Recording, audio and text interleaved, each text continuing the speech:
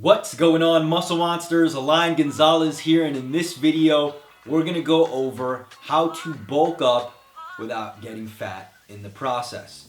Okay, a lot of time what people do is they'll set a number of months that they want to bulk for, and then they'll try to gain as much weight as possible within those months, or they have a goal weight that they want to achieve and they'll eat as much as they need to get to that weight.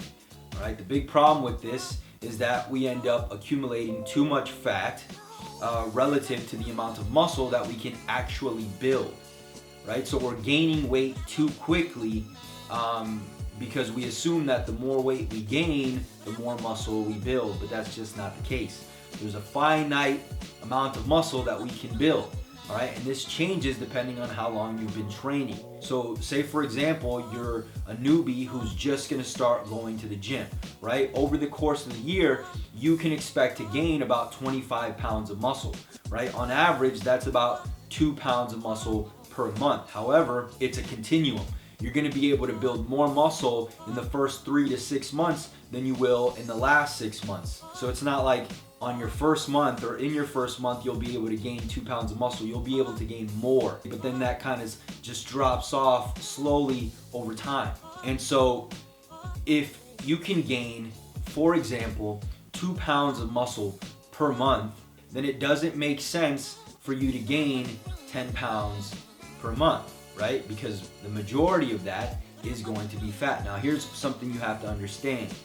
When you are in a caloric surplus, which is necessary if you want to maximize muscle growth, you are going to put on some fat, assuming you're not an absolute beginner. So don't be afraid to gain some fat. It's inevitable if you want to maximize muscle growth. However, this doesn't mean you should overshoot your rate of weight gain just because you want to reach a certain body weight, okay? Because the goal with the bulk is to extend it for as long as you can without getting so fat that now you're not efficient at building muscle. Because the more body fat you accumulate, the less efficient you become at building muscle, and the more efficient you become at storing more fat. Okay, this is why a gradual bulk or a quote unquote lean bulk is the way to go if you are looking or thinking long term. So, for example, if you are in a point in your training where you can gain 2 pounds of muscle per month, that's about half a pound of muscle per week.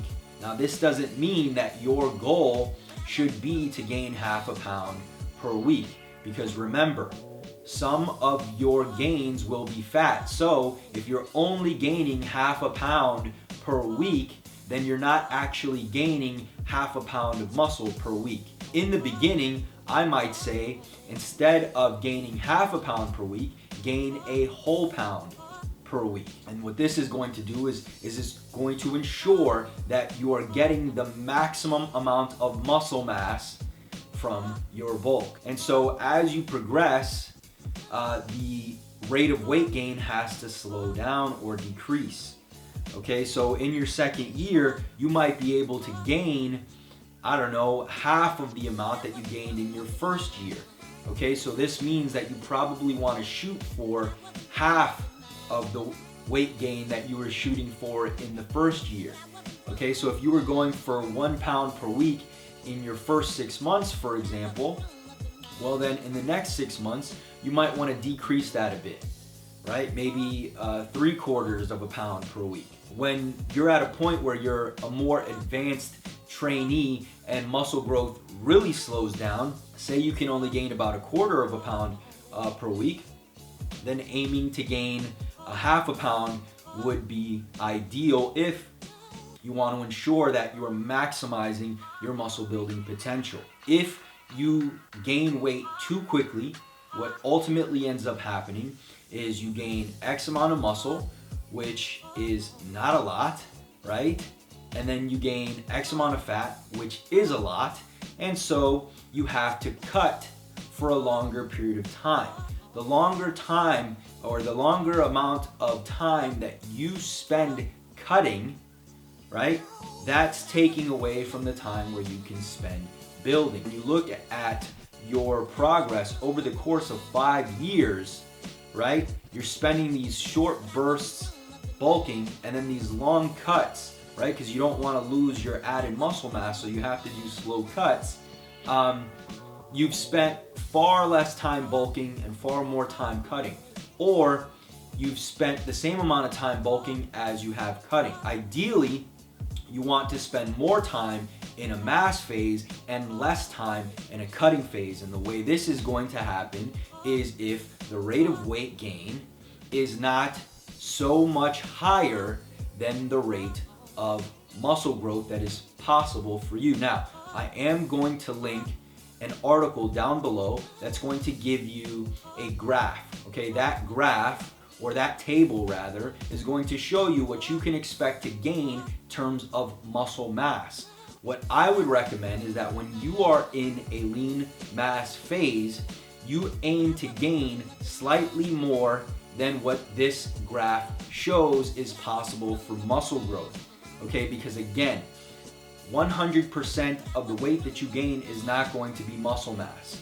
Okay, so if you undershoot, meaning you only aim to gain 2 pounds per month, for example, if that's your growth potential in terms of muscle mass, then chances are you're not building 2 pounds of muscle, because a lot of the weight that you're gaining is not just lean muscle tissue. Does that make sense? I hope it does. Anyway, that's pretty much it. You don't want to gain too much weight too quickly. Make sure that you're gaining at a rate that makes sense for where you're at in your bodybuilding journey. So if you're in year 2, your rate of weight gain should match the potential muscle growth. Okay? On top of that, with your training, you want to ensure that you are progressing. Okay? Because if you're eating enough, right, you're in that slight surplus, eating the perfect amount of calories and protein in order to maximize muscle growth, but you're not stimulating new growth in the gym through progressive overload, then again, you're just going to end up putting on more fat. And just to give you a bit more context for your lean bulk, all right, what I would do is I would bulk up strategically until you get to the point where maybe your abs are completely invisible. So I'd say maybe between 15 and 18% body fat. At that point, you want to stay at maintenance, right, for about 4 weeks and get your body acclimated to that body weight. From there, then I would start your cut, which shouldn't last you too long because again, you bulked strategically, so you didn't put on a massive amount of fat, right? And you are going to cut while trying to maintain your strength so that you can maintain your newly added muscle mass. From there, you are going to stay at maintenance for another 4 weeks to get acclimated, and then you are going to reverse your way back up into another lean mass phase. You're essentially going to keep repeating this cycle for the next few years until the point where muscle gains slow down so much that you're better off just eating at maintenance and training for progression. Okay? So if you're looking for an actual workout program to go with this, and it's actually going to break down your macronutrients, calories, things of that nature as well, okay, grab my Mass in a Flash. It's completely free. It's for novice lifters. If that's you, then click the link below. You'll go there, put your name and your email address. You'll get instant access to the download. Now, if you're not a beginner, you're more intermediate or advanced, I also have a program for you. It's called the Push-Pull Wave, and that one is also free, and I'll link that one below as well. Go there, put your name and your email address. You'll get instant access to that one, and I'll talk to you in the next one. Peace.